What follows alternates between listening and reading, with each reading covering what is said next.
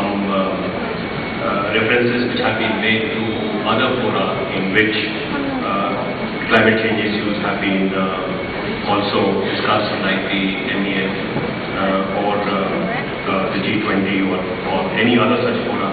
I want to clarify that our participation in any of these fora has been on the clear understanding that these are not fora where negotiations are taking place. The negotiations on climate change are taking place here under the UNFCCC. The purpose of discussions in the MEF or other fora really has been to give a certain momentum to our negotiations here. It would be, I think, not very correct to use formulations or texts which have been agreed upon in these other fora to influence in any way the negotiations which are taking place here. So this should be clearly understood that those fora are not where we have been negotiating climate change issues.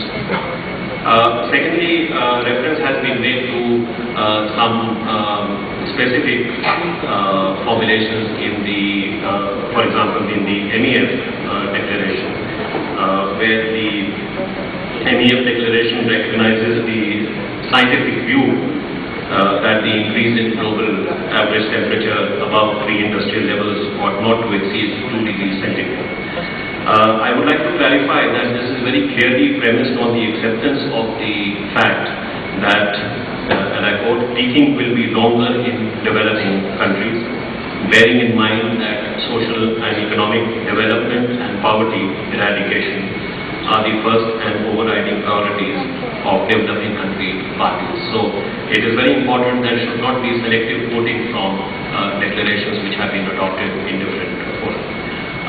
As you know, Mr. Chairman, India has taken the position consistently that any long-term stabilization goal must be achieved on the basis of an equitable sharing of the global atmospheric resource, since denial of their equitable share would prevent developing countries from reaching their developmental potential.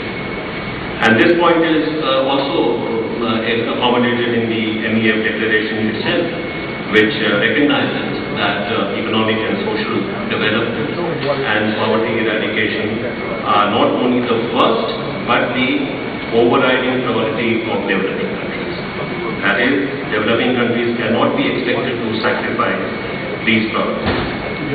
It may also be noted that while we recognize a scientific view, we are not endorsing a scientific finding because this does not actually exist at this point in time. Thank you very much, Mr. Chairman.